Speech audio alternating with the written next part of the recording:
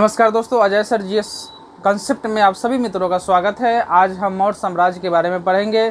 कल हम लोगों ने पढ़ा है मगध साम्राज्य में हर्यक वंश, शिशुनाग वंश और नंद वंश के बारे में पढ़ा था। ठीक है, कैसे चंद्रगुप्त ने चाणक्य के सहायता से नंद वंश के घनानंद का नाश करके, हत्या करके मौर्य साम्राज्य की नींव डालती है। और मौर्य साम्राज्य के बारे में हम विभिन्न शासकों के बारे में, उनके राजनीतिक व्यवस्था के बारे में हम इसमें देखेंगे और उससे जो प्रश्न बनने वाले हैं उस सभी प्रश्नों पे हम यहाँ विचार करेंगे। ठीक है ना, ये आपके एग्ज़ाम के लिए 67, 68 एसएससी सभी एग्ज़ाम के लिए बहुत ही महत्वपूर्ण है। आप यदि पहले वाला वीडियो मेरा नहीं देखे हैं तो आप वो जाके प्लेलिस्ट में देख सकते हैं, और नए हैं तो सब्सक्राइब मेरे चैनल को कर ले। ठीक है, तो आइए अब शुरू करते हैं वीडियो। ये सबसे पहले हम देखते हैं सभी शासक को अलग अलग वर्गीकृत करने से पहले हम देखते हैं सबका साहित्यिक स्रोत क्या था। ठीक है, और जो विदेशिक स्रोत था उनके बारे में थोड़ा सा हम चर्चा कर लेते हैं। जो महत्वपूर्ण बनने वाले प्रश्न होंगे उस पर हम विचार करते हैं।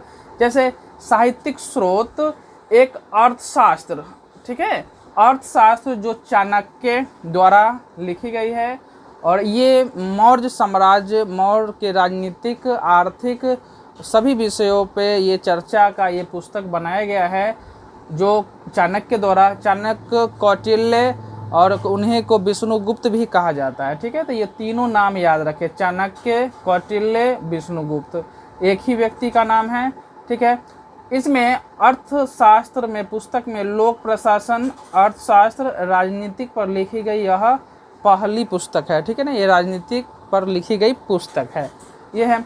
अब ये जो बटा हुआ है 15 अध्यायों में है। ठीक है, मतलब भाग में 15 भागों में बटा हुआ है, और 180 प्रकरण उपभाग में ये बटा हुआ है। अर्थशास्त्र, चाणक्य का अर्थशास्त्र, श्लोक 6000 श्लोक है। ठीक है, अब इसके बाद इसमें समाज के बारे में, राजनीतिक स्थिति के बारे में, मौर्य वंश में जो राजनीतिक स्थितियाँ थी उस सभी का वर्णन इसमें अर्थशास्त्र में चाणक्य ने किया है। ठीक है, अब उसके बाद मुद्रा राक्षस के बारे में हम देखते हैं। मुद्रा राक्षस विशाख दत्त द्वारा लिखी है।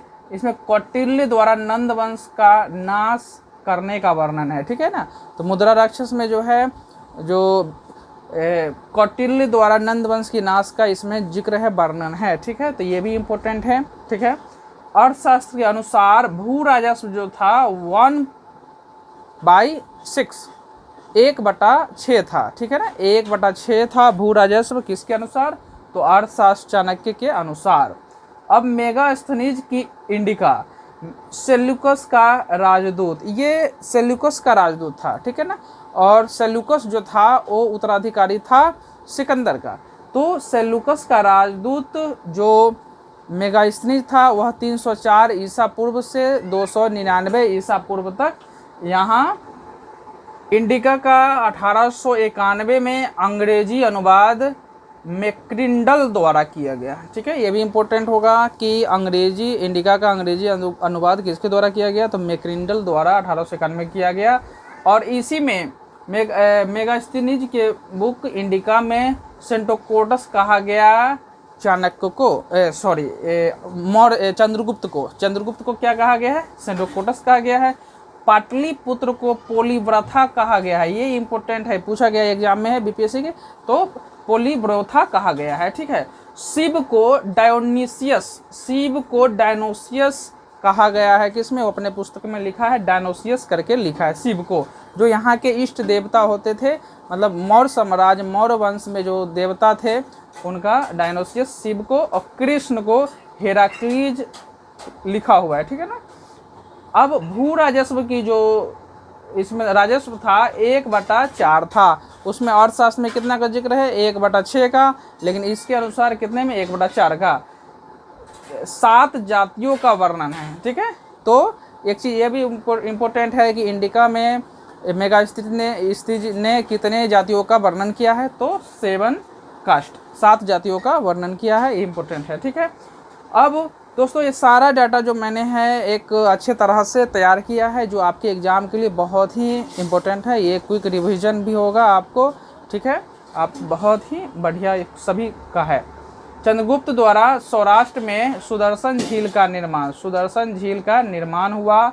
चंद्रगुप्त मौर्य और अशोक का वर्णन है किसमें, तो रुद्रदामन का जूनागढ़ अभिलेख, यह संस्कृत का पहला अभिलेख है, चंद्रगुप्त मौर्य और अशोक का है। तो लिख लीजिएगा यहाँ पे संस्कृत का पहला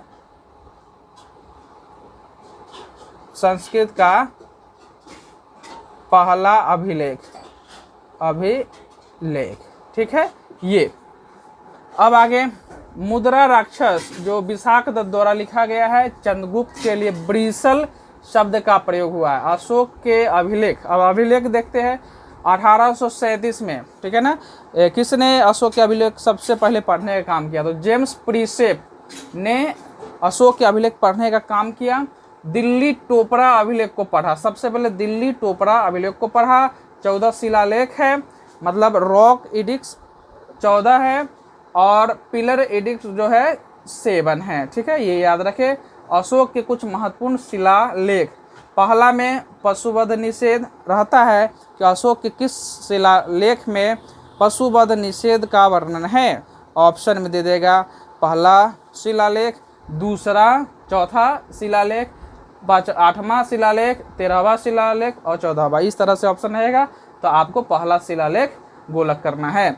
चौथा शिलालेख में जो है धमघोष का भेरी घोष के स्थान पर प्रतिपादन करना है, ठीक है, ये चौथा में धमघोष भेरी घोष याद रखिएगा। 8वां शिलाघोष में बोध गया की यात्रा का उल्लेख है, बिहार यात्रा के स्थान पर धम यात्रा को दिया गया है। अब 13वां में कलिंग युद्ध का वर्णन, कलिंग युद्ध 261 ईसा पूर्व में हुआ था, ठीक है ना। कलिंग युद्ध का वर्णन है किसमें, 13वां में, ये बहुत इंपॉर्टेंट है, इसे माइंड में रखें। 13वां में शिलालेख में किस युद्ध का वर्णन है, तो कलिंग युद्ध का वर्णन है 13वां शिलालेख में, ठीक है दोस्तों। अब मस्की अभिलेख में अशोक ने अपने को शाक्य बुद्ध कहा है, ठीक है ना। किस अभिलेख में अशोक ने अपने को शाक्य बुद्ध कहा है, तो किसमें, तो मस्की अभिलेख में। इसमें अपना नाम अशोक भी बताया, अपना नाम अशोक भी लिखवाया है, ठीक है ना, इस अभिलेख में अशोक। और एक और गुर्जरा अभिलेख में भी अशोक है, तो मस्की अभिलेख और गुर्जरा में क्या अशोक का नाम का पता चलता है, ठीक है। और इसमें शाक्य बुद्ध के नाम से भी जाने जाते हैं, भाबरू या बैराट अभिलेख, ठीक है। अशोक को प्रियदर्शी और त्रिरत्न बुद्ध धम्म तथा संघ का उसमें वर्णन है, भाबरू या बैराट अभिलेख में ऐसा वर्णन है, ठीक है। तो ये इम्पोर्टेंट डाटा है, आगे के डाटा हम देते हैं इसका। आप स्तंभलेख जो है 7 है, दिल्ली टोपरा अभिलेख 7 स्तंभलेख उत्कीर्ण है। दिल्ली टोपरा अभिलेख जो है उस पर 7 स्तंभलेख उत्कीर्ण है एक साथ। अंतिम अभिलेख है, ठीक है, दिल्ली टोपरा अभिलेख जो है इसका अंतिम है, ठीक है। आम के बाग, इस पे जो आम के बाग, कुएं, सराय, ये सब लगवाए थे, क्यों, क्योंकि मानव हित में काम करने थे, लोक हितवादी काम करते थे, कौन, अशोक। तो ये इससे पता चलता है। तो ये भी चीज़ किस अभिलेख से पता चलता है, तो दिल्ली टोपरा अभिलेख से यह पता चलता है कि वह लोक हितवादी भी थे, ठीक है। तो ये अशोक। बिहार से जो अभिलेख प्राप्त हुए, लौरिया अरेरा से जो पूर्वी चंपारण में है, लौरिया नंदनगढ़ से पश्चिम चंपारण में है, रामपुरबा पश्चिम चंपारण में है, ठीक है। पूर्वी चंपारण में लौरिया अरेराज है। अब रुम्मीदेई अभिलेख, अशोक का सबसे छोटा अभिलेख, रुम्मीदेई अभिलेख, ठीक है, सबसे छोटा अभिलेख है ये। अब गुहा लेख, ठीक है, तो गुहा लेख का मतलब क्या कि एक केव होता है जो पहाड़ी एक गुफा टाइप का, ठीक है ना, तो उसी में अभिलेख थे। तो क्या है, लेख लिखे हुए थे उसमें। अशोक ने राजाभिषेक के 12वें और 19वें वर्ष में विश्व झोपड़ी और सुदामा गुफा 12वें वर्ष में निर्माण किया और कर्ण चौपार 19वें वर्ष में, ठीक है। और इस तीनों को आजीवक संप्रदाय को दान कर दे दिया, ठीक है ना, उस गुफा में रहने के लिए।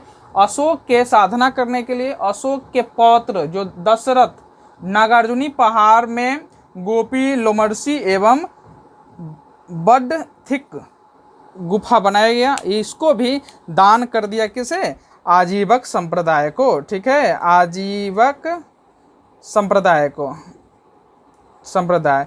आजीवक संप्रदाय का संस्थापक कौन था, तो बताएं आजीवक मोखली पुत्र घोषाल, ठीक है ना, ये आजीवक ये बहुत इंपॉर्टेंट है आजीवक संप्रदाय से। चलिए एक चीज़ देखिए, अब मगध में तो था ही मौर्य साम्राज्य, ठीक है, तो मौर्य साम्राज्य का 4 प्रांत था। जैसे ये हम एक भारत का नक्शा देखते हैं,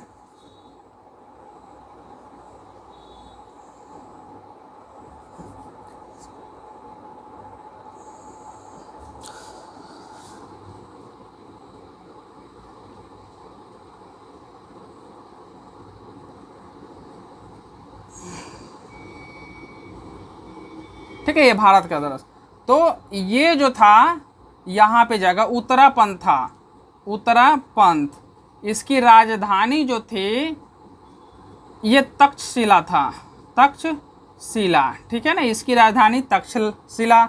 और यहाँ ये दक्षिणापंथ था, दक्षिणापंथ, इसकी राजधानी थी स्वर्णागिरी, ठीक है, इसकी राजधानी स्वर्णागिरी थी, ठीक है। यहाँ पे अवंती, अवंती, इसकी राजधानी उज्जैनी थी, उज्जैनी। यहाँ तो मगध था ही, ठीक है ना, इसमें मौर्य वंश था मगध। और इस स्थान पे कलिंग था, ठीक है, इस स्थान पे कलिंग था। और कलिंग की राजधानी तोसली थी, ठीक है, उस समय तोसली थी। तो ये अब चंद्रगुप्त मौर्य, चंद्रगुप्त मौर्य 322 से 298 BC स्वेच्छाचारी शासक था, सारे अधिकार अपने हाथ में रखता था। प्रथम जैन संगीति जो हुई थी इसी के शासनकाल में हुई थी। भद्रबाहु के साथ श्रवण बेलगोला चला गया और संलेखना पद्धति से अपना मृत्यु कर दिया, ठीक है। मतलब संलेखना पद्धति क्या, इसे निषिद्ध पद्धति भी कहते हैं। इसके द्वारा आदमी निराहार होकर, निर्जल होकर अपना प्राण त्याग देता है, ठीक है। तो ये प्राण किस, तो ये भी प्रश्न आ सकता है कि चंद्रगुप्त मौर्य किस विधि से अपना प्राण त्यागे थे, तो संलेखना पद्धति से। अब बिंदुसार, तो बिंदुसार 298 से 273 BC।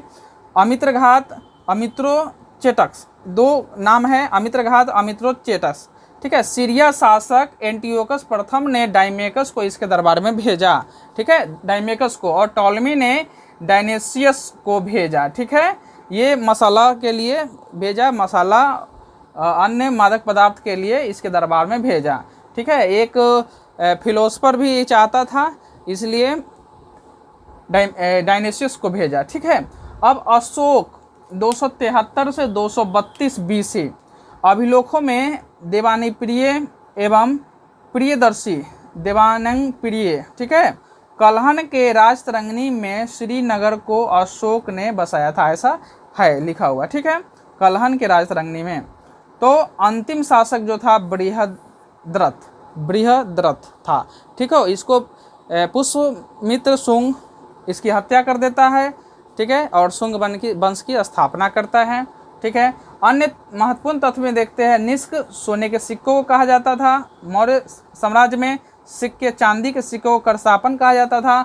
और बंदरगाह, ये इंपॉर्टेंट है, भारत में पूर्वी प्राचीन काल में पूर्वी तट पे कौन बंदरगाह थे, तो ताम्रलिप्त, ये BPSC में पूछा गया है प्रश्नों। पश्चिमी में भरौज, ठीक है, कक्ष में मोगलीपुत्तिस ने कथा वस्तु की रचना की। कौशाम्बी अभिलेख को रानी का अभिलेख कहा जाता है, रानी का अभिलेख इसलिए क्योंकि अशोक की पत्नी का नाम कारूबाकी था और कारूबाकी का इसमें वर्णन है, इसलिए कहा जाता है रानी का अभिलेख। 7वीं अभिलेख सबसे लंबा अभिलेख है, ठीक है दोस्तों, आप इसका स्क्रीनशॉट ले लें, ये आपके बहुत ही इंपॉर्टेंट काम आएंगे, आपका क्विक रिवीजन में काम आएंगे। आप अगर इस चैनल पर नए हैं तो निश्चित सब्सक्राइब करें, हमारा वीडियो आपको अच्छा लगा तो सब्सक्राइब करें, लाइक भी करें, शेयर भी करें, ठीक है दोस्तों, धन्यवाद।